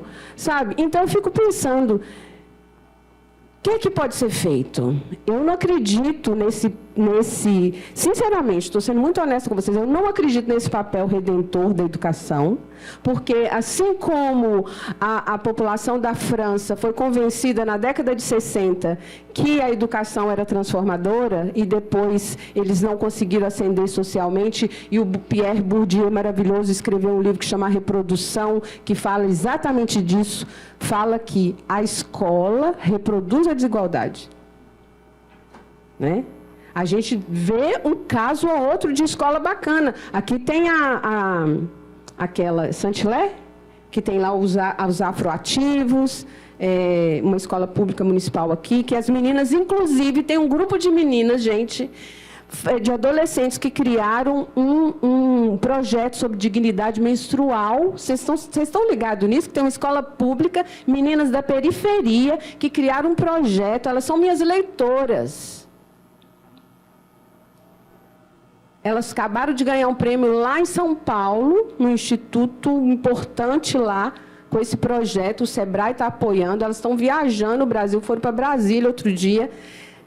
Elas fazem um projeto para levantar absorvente, porque elas perceberam que as colegas estavam matando aula porque não tinha absorvente. Eu fui usar absorvente quando eu comecei a trabalhar. Nós temos um projeto aqui no Judiciário de dignidade menstrual.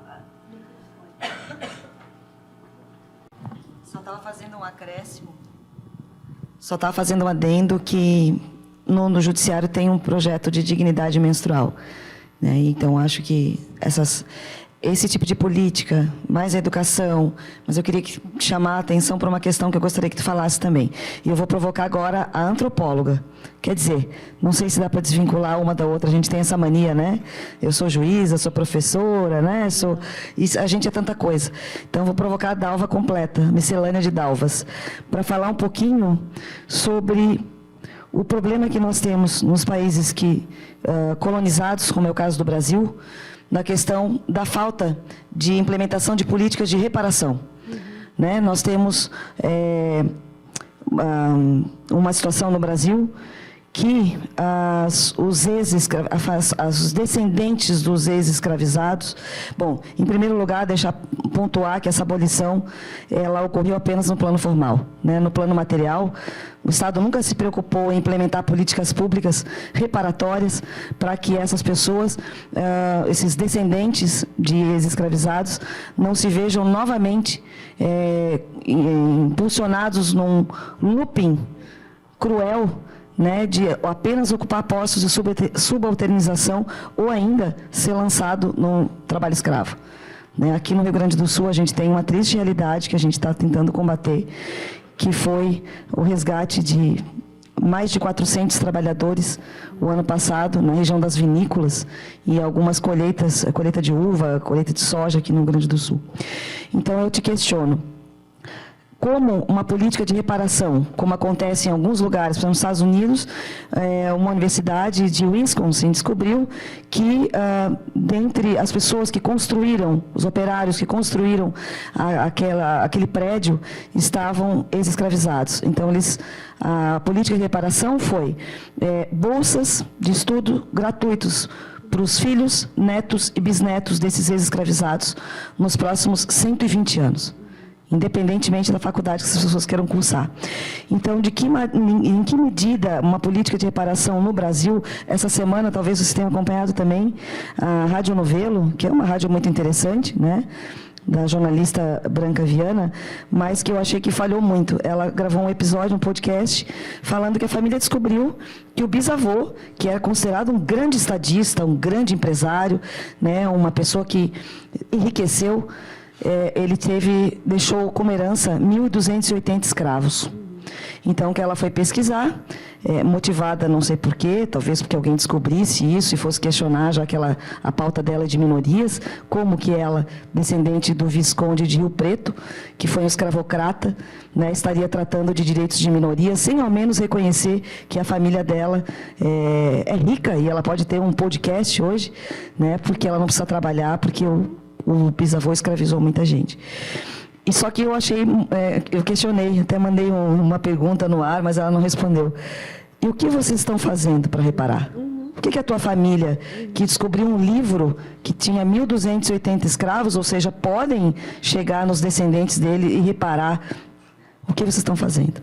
Ela não respondeu. Então, eu te pergunto, de que modo uma política de reparação, e como seria essa política de reparação para que as pessoas que descendem dos escravizados no Brasil possam chegar além, possam deixar de ocupar esses postos e possam ocupar o judiciário, o executivo, as cátedras, né, e possam ter uma chance. A pergunta de milhões, né? 4 dias para responder. Eu estou de olho no relógio ali, né? O povo já deve estar com fome. O Faleiro tem uma crônica que eu amo, que é A Vitória da Sua Gente, que está no Mas em Que Mundo Tu Vive, que ele fala de um viaduto que tem aqui, que é curvo, né? E ele fala que aquele viaduto sempre chamou a atenção dele, não porque é uma puta obra de engenharia, né? Porque como é que calculou ali, né? O engenheiro estrutural calculou quanto de massa, de ferragem, para que o vento, né, não derrubasse aquilo, mas porque se a vida dele descambasse muito, seria um lugar que daria para morar. Gente, eu convivo com o Faleiro há 6 anos. Esse é o medo real dele. Ele não tem a clareza, ele não tem a segurança de que a vida dele está garantida como escritor. Isso é uma coisa que perturba ele sempre, ou seja, enquanto... se meu próximo romance não fizer sucesso, se eu não conseguir, eu vou ter que voltar para a obra, né? Eu vou ter que voltar a ser gesseiro, eu vou ter que auxiliar... Gente, isso é de uma crueldade, né? E aí, eu fico pensando nessa coisa das ações afirmativas. Como eu falei, os 6 dos 10, os 6 que fizeram universidade na minha família, eu e mais 5 irmãos, fizemos universidade pública. Todos nós tivemos bolsa de manutenção da Fundação Universitária Mendes Pimentel, que é a ação afirmativa que tinha na época, antes das cotas, né? A gente só conseguiu estudar por causa dessa bolsa. Inclusive, na minha época, tinha que pagar. Depois que você formava, você tinha lá um período para você pagar, tinha desconto. Eu paguei cada centavo numa alegria, porque eu sabia que aquela bolsa, aquele dinheiro ia servir para manutenção de outros alunos carentes na universidade. Então, assim, eu tinha acesso a bandejão, por um preço, já era barato, mas assim, o aluno carente pagava tipo assim, 50 centavos no bandejão. Isso foi fundamental para que eu estudasse. Eu recebia um salário mínimo, porque os Ciências Sociais é um curso de elite, né? Ninguém me avisou isso na época, né? Nem que o mercado de trabalho para sociólogo era uma porcaria, porque senão eu tinha feito um curso técnico. Foi fundamental a bolsa de manutenção. Eu tinha acesso a dentista, tinha acesso a psicólogo, tinha acesso à Fundação Universitária Mendes Pimentel. Assim, eu ainda preciso escrever sobre isso, como que foi fundamental para que eu estudasse e meus irmãos estudassem.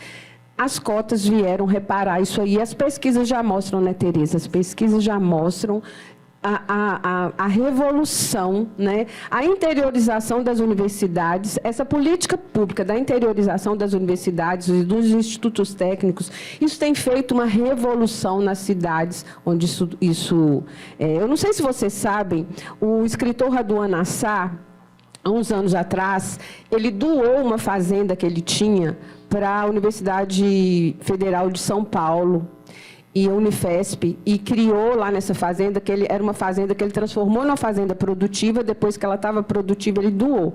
Na época, eu acho que era até o Alckmin, que era o governador, não queria e tal, e aí o presidente Lula, na época, ficou doido e falou, não, imagina, né, convenceu não sei quem lá e fizeram... E a única exigência do Raduan Assar, isso, gente, foi estar num programa do Globo Rural, depois vocês procurem isso e assistam, que é maravilhoso.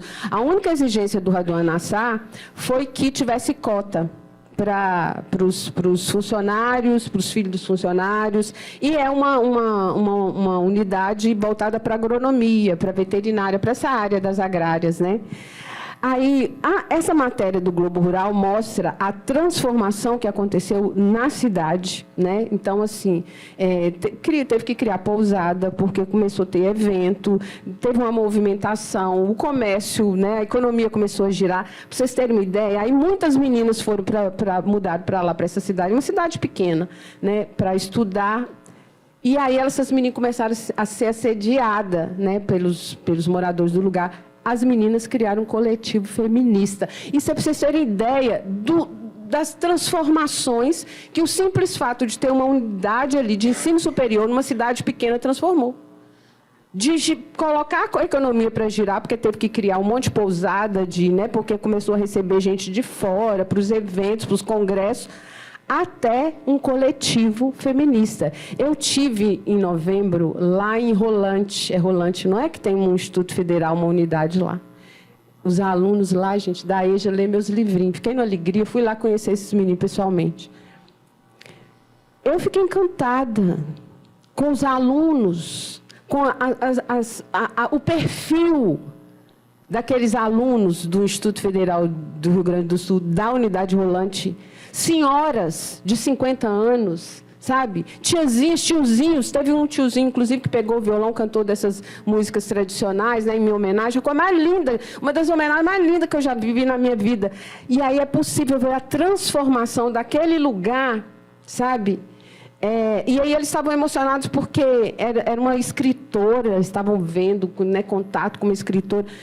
Eu falei, gente, eu fiquei com inveja. Eu falei, não, eu queria dar aula aqui, né? Ainda bem que vão criar mais 100 institutos, né? Quem sabe eu não passo no concurso para algum. Então, eu fico pensando que o resultado das ações afirmativas, isso é uma coisa que, desde que o Supremo Tribunal Federal, lá há uns anos atrás, julgou procedente as cotas, eu nem discuto mais. Quando vai, é favor, eu nem discuto isso mais, o Supremo já votou. Eu discutia isso quando eu fui professora substituta lá na UFV, com os meus alunos de licenciatura, aí eu discutia. Antes do Supremo votar, eu discutia, porque eu era favorável e eu ainda deixava claro, falava assim, olha, isso aqui é parcial, porque esse papo de imparcialidade não existe, não. O Paulo Freire já falou. Você vai ser, ou você é contra, ou você está do lado do opressor, ou você está do lado do oprimido. Não tem essa coisa de imparcialidade. Eu falei, olha, isso aqui é parcial. Eu vou trazer textos para vocês, inclusive levei de um monte de jurista, né? Tem livros muito bons sobre isso. E fiquei muito feliz. Meus alunos, inclusive, quando o Supremo voltou, professor, eu lembrei de você, das suas discussões. Porque 10 anos depois, né, das primeiras turmas, a gente já está vendo aí o resultado. Né?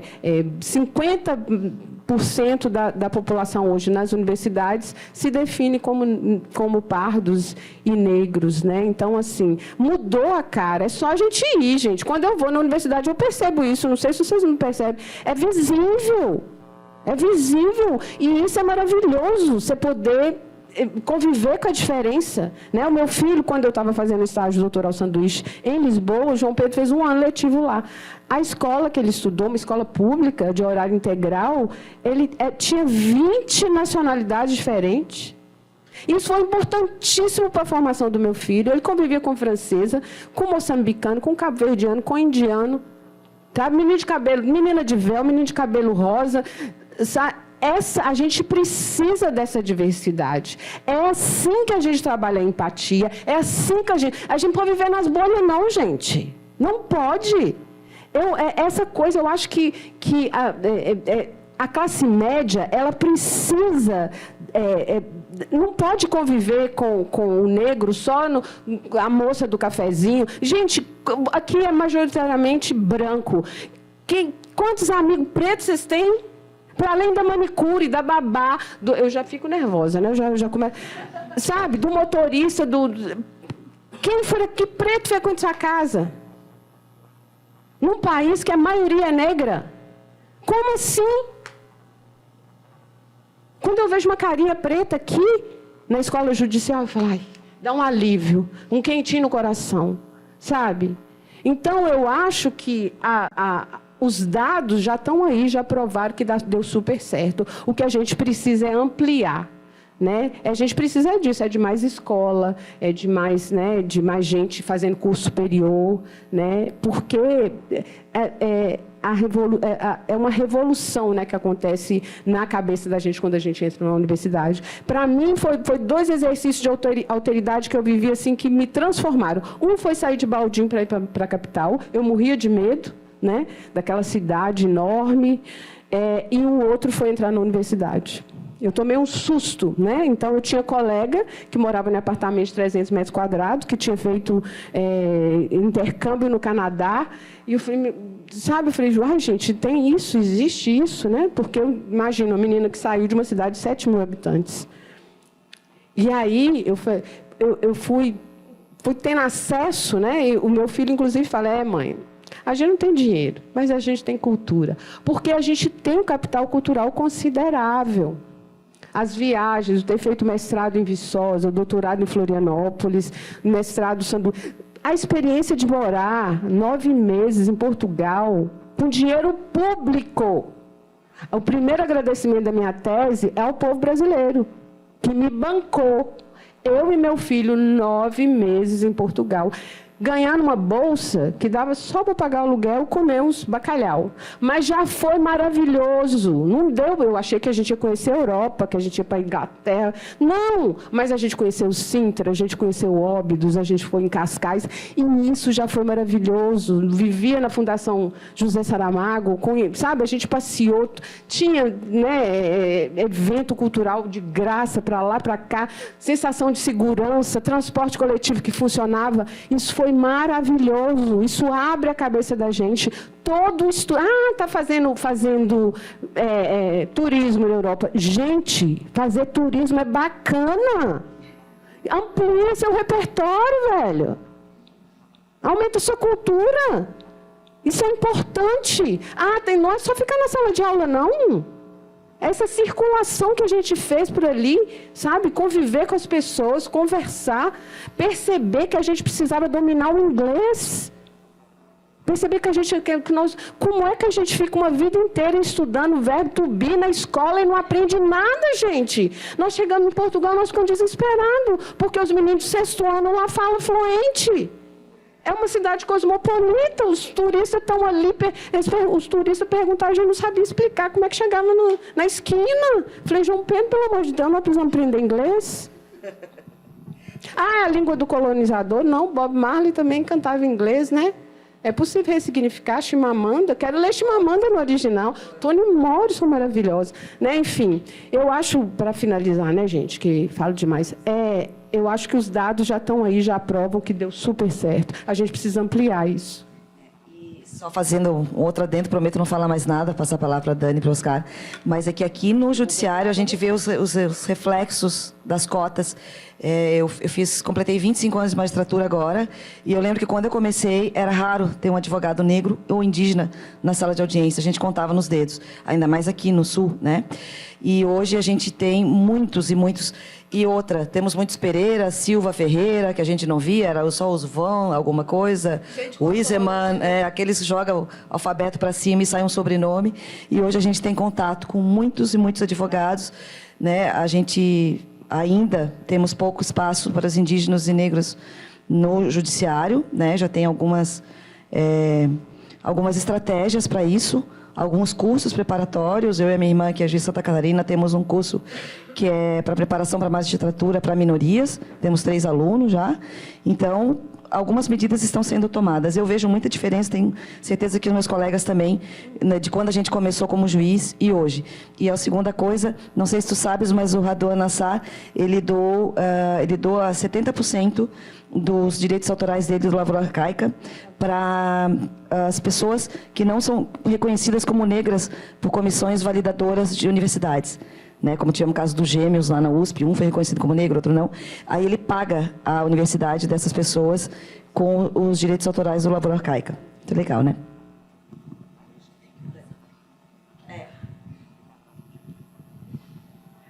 A gente fala bastante, o tempo vai e não passamos ainda a palavra para perguntas.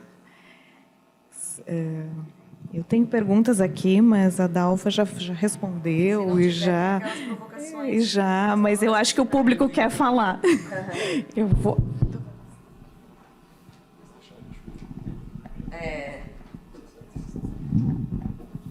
Obrigada. Meu nome é Carolina. Eu e a Dalva, a gente já se conhece, né, Dalva, do evento lá na POA.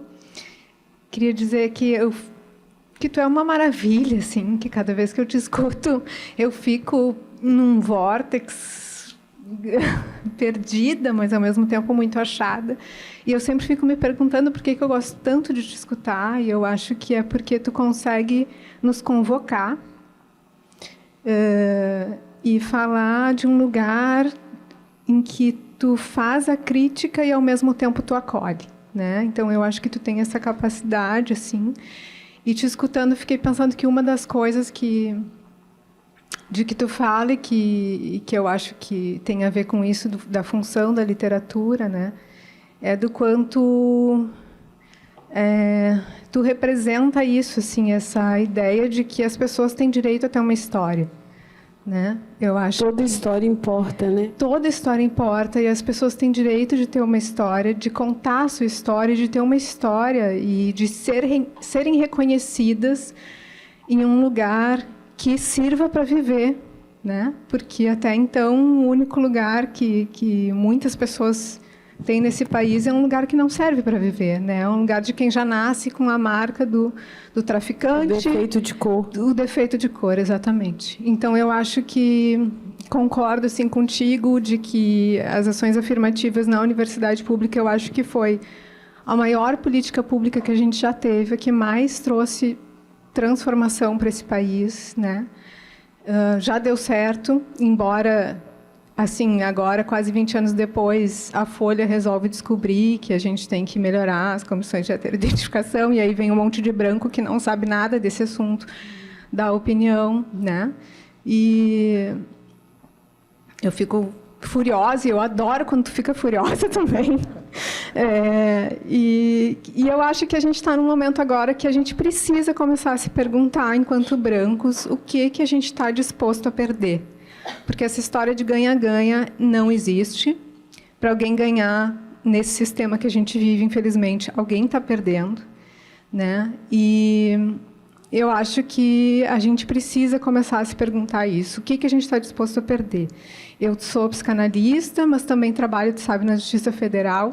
E a Justiça Federal precisa, é isso, né? A gente precisa ter juízes negros.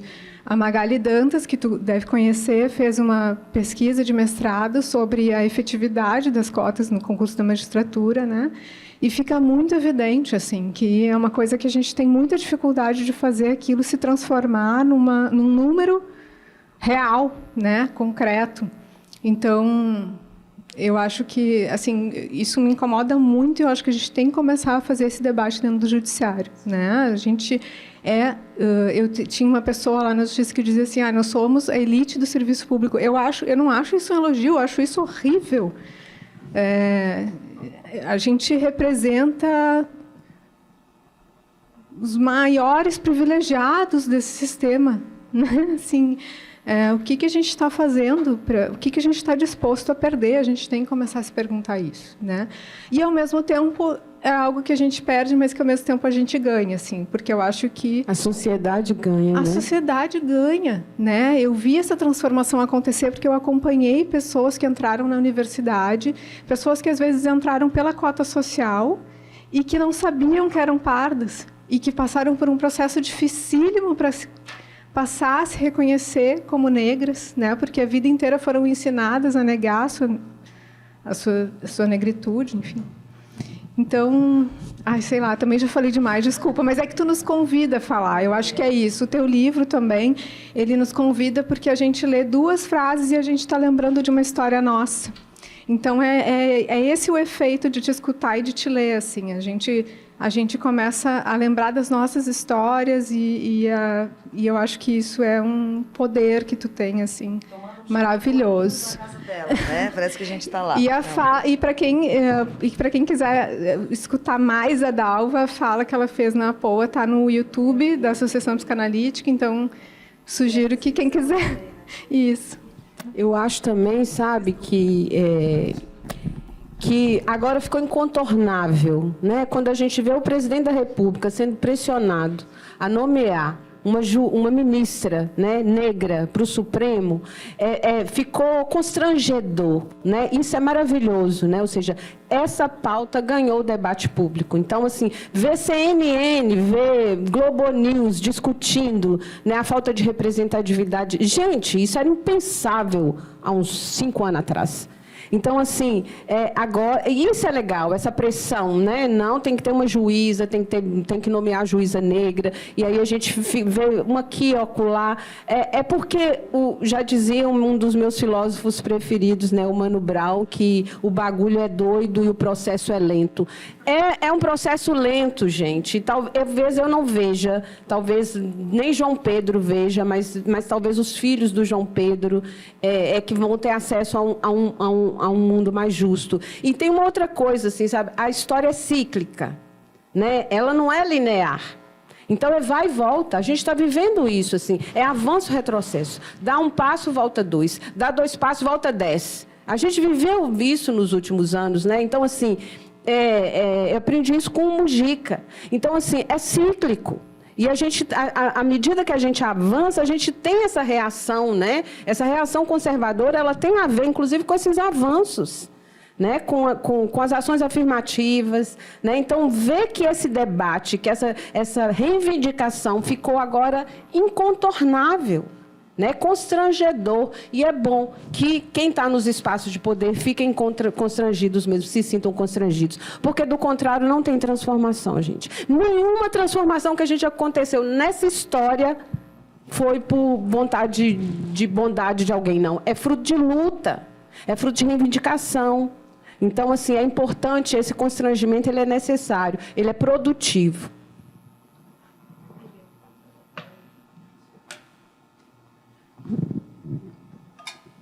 Oi, Dalva. É uma alegria muito grande te rever, né? A gente se viu lá no encontro das Amatras do Sul, enfim. E depois da tua última fala, fica até difícil de formular. O que eu queria começar é um agradecimento. um agradecimento por estares aqui. Acho que tu foste muito humilde. Claro, muito honesta com relação ao papel da literatura para a justiça, mas também muito humilde, porque talvez tu não tenha a percepção de como a tua existência, o teu testemunho como uma mulher, com a tua origem social, com a tua origem de raça, com a possibilidade que tu tiveste de transformação, ainda que geracional e diluída, né, por conta de uma política pública. Tu és um testemunho de que sim, existem outras Dalvas por aí que podem estar escrevendo, que podem estar transformando as suas vidas, as vidas do seu entorno, as vidas das suas gerações futuras e as nossas vidas, porque com a tua arte, com a tua literatura, tu consegue, pelo menos para nós que temos o privilégio de te ouvir, tu consegues colocar o brilho da arte dentro das vidas comezinhas de cada uma das pessoas desse país que recorrem ao Poder Judiciário e que a gente tem que ouvir, às vezes, com pressa, porque a gente tem outras pessoas para ouvir, e que a gente vai ter que prestar jurisdição, dizer qual é a verdade para aquela história, e não necessariamente é a justiça que o Oscar dizia, né? E a gente vai ter que conviver com isso. E talvez, com todo esse sistema massificante de meta, de trabalho e tudo, a gente vai perdendo contato mesmo com as realidades das pessoas que recorrem ao judiciário. Sem falar nas bolhas. Sem falar ainda na gente viver, como diz o Dunker, né, dentro de condomínios, né? Tem a lógica do condomínio aqui, né? A gente sai de uma bolha para outra bolha. A Dani pode também contribuir um pouco nessa fala, né? Então, assim, eu acho que tu és muito humilde ao falar da potência que é a tua literatura para a nossa justiça. Então, eu só tenho que agradecer a tua presença aqui e te parabenizar e desejar que a gente consiga descobrir muitas Dalvas ainda nesse país. Axé.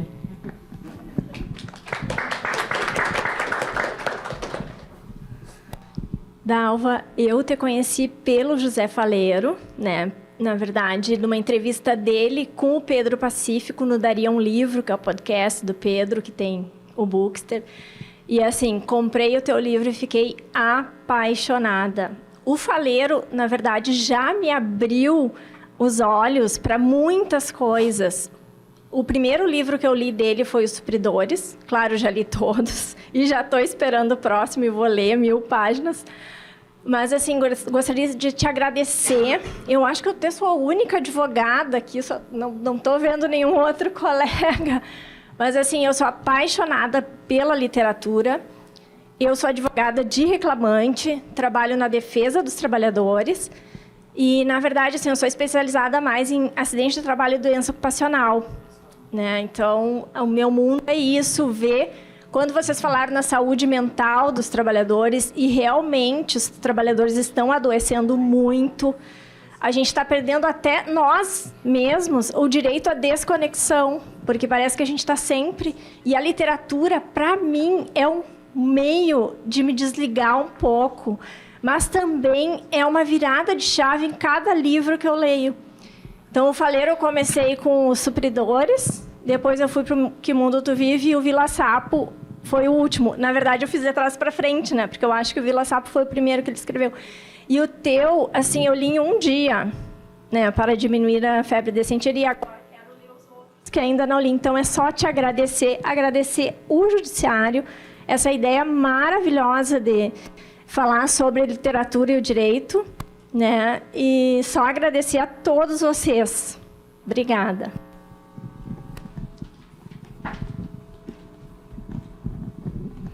Pessoal, já nos encaminhando para o final, a gente vai fazer um sorteio agora do trio Maravilha da Dalva.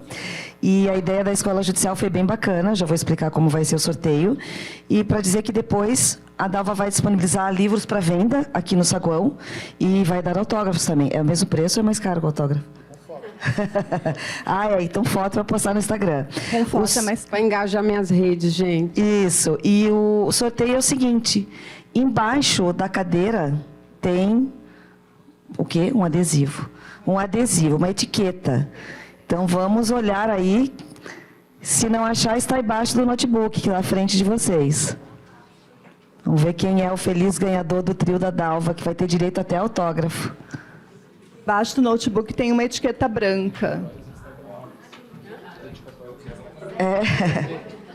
Não, Fabiano, tem alguém sentado. A gente sabe que tem alguém sentado neste lugar. A cadeira está bem aqui na frente, ó. Meu Deus. Olha a ansiedade. Será que é nossa? Muito bem. E ele merece, porque ele prestou atenção, eu vi do início ao fim. Gente, deixa eu só ler vocês têm paciência de ouvir uma croniquinha pequenininha? Para eu fazer meu merchan, né? Para quem tiver na dúvida, eu pego esse aqui que está aberto. Alguém que está na dúvida ainda se compra ou não? Espera aí.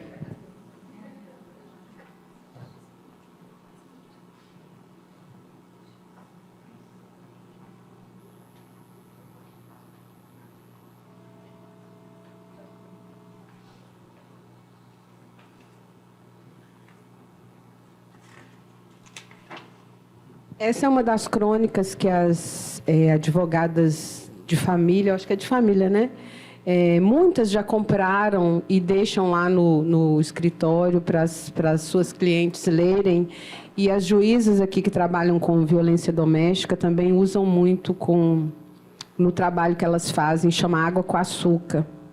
Uma vez, a vizinha do andar de cima gritou por socorro. Eu não pensei duas vezes e subi até seu apartamento. O casal estava embalando as coisas para a mudança. O filho de 4 anos chorava assistindo tudo. O homem era bem forte, eu me meti na briga de marido e mulher mesmo assim. Me meti porque, tempos antes, fora eu a gritar por socorro na janela enquanto ouvia, cala a boca, desgraçada. E, embora os vizinhos assistissem, ninguém me socorreu.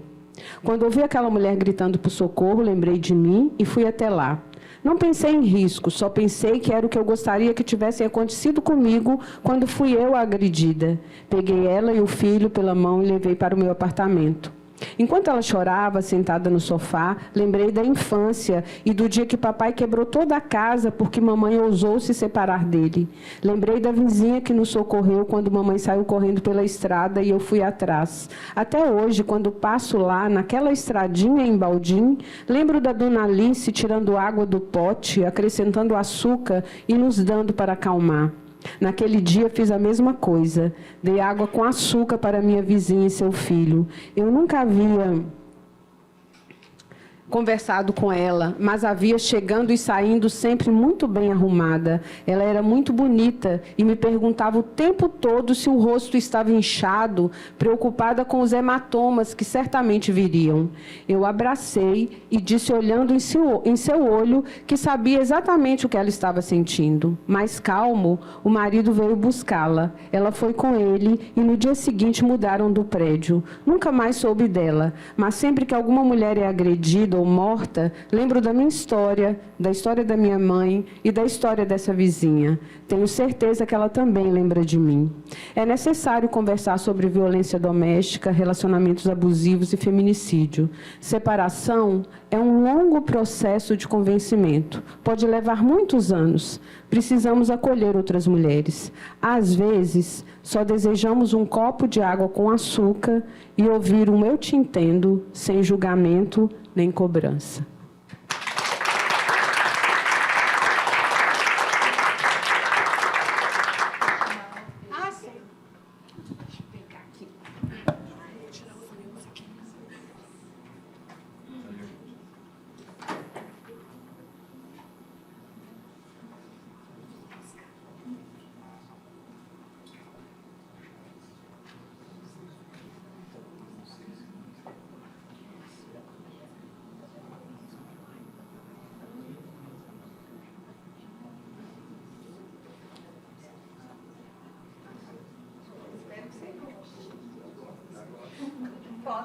Mais uma foto.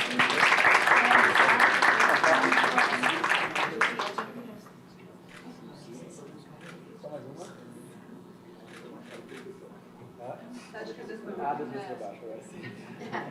Agora sim. Foto. Só mais uma. Obrigado.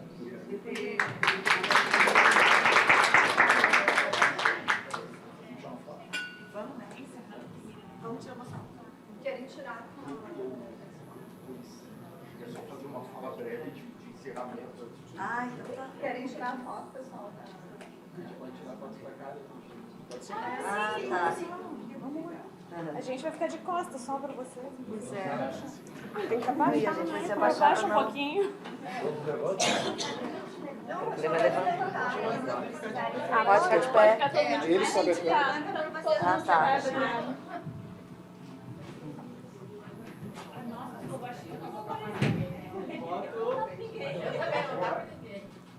Eu fico sentado. Foto. Só mais uma. Foto. Pra garantir mais uma. Ai, que bom. Agora me olha. Depois a gente tirar Fabiana, acho que faz. Por favor, meus caros e minhas caras, não vão embora já, vamos encerrar aqui. Mas antes disso, eu queria dizer duas coisinhas. Primeiro, agradecer a presença do presidente do nosso tribunal, desembargador Ricardo Martins Costa, que veio prestigiar a Dalva aqui. Queria agradecer a Gladys pelo empenho, enfim, na organização desse evento. Agradecer os debatedores, que também são organizadores e idealizadores do evento. E, enfim, a Eliane também, obrigado. Eliane sempre empenhada nesse tipo de atividade. E queria dizer sobre a Ana, que é a nossa funcionária terceirizada. Na semana passada, nós tivemos um evento alusivo ao Dia Internacional da Mulher e nós homenageamos várias mulheres que fizeram a história do tribunal, as chamadas decanas, que são as pessoas com mais tempo de serviço no tribunal, uma desembargadora, uma juíza, uma servidora e uma terceirizada, que foi a Ana. Para isso, nós fizemos uma gestão prévia e as terceirizadas participaram e puderam assistir o show da Elisa Lucinda. E eu acho que elas poderiam ter tido uma sensação similar se elas estivessem aqui hoje. Então, Maria Tereza, eu pedi especificamente para ti, e também para os demais, para a gente pensar num evento que gere pertencimento em relação à literatura para essas pessoas, para essas colegas nossas, e talvez a Dalva possa vir novamente com o José Faleiro, talvez. Eu acho que se a gente conseguir fazer isso, meu Deus. Não, essa é a ideia. Agora eu preciso vir a Porto Alegre, gente, sem ser para trabalhar, pelo amor de Deus. Se vir com churrasco, sabe? Pra tomar um chimarrão, vocês me chamam. Já. A gente vai te convidar para almoçar, calma, Dalva. E Dalva, tu falaste que gostou da xícara do tribunal, então eu gostaria de te dar uma xícara e mais uma coisinha aqui, ó. Viu, gente? Quem não chora não mama. Olha que xicrinha bonitinha da Fabiana, escola cadê o judicial. Faleiro? Tem que ter um Faleiro. Então, só mais uma coisa. E aqui, Dalva, eu quero depois te ver, tomar um cafezinho, refletir e lembrar da escola judicial e fazer anotações. Quem sabe possa contribuir para o... Esse aí tem post-its ainda. É muito chique esse. Para que tu saibas o quanto tu és bem-vinda aqui na escola e quanto estamos felizes com a tua presença aqui. Muito obrigado e muito obrigado a todos. Agora para carregar ali, já dá uma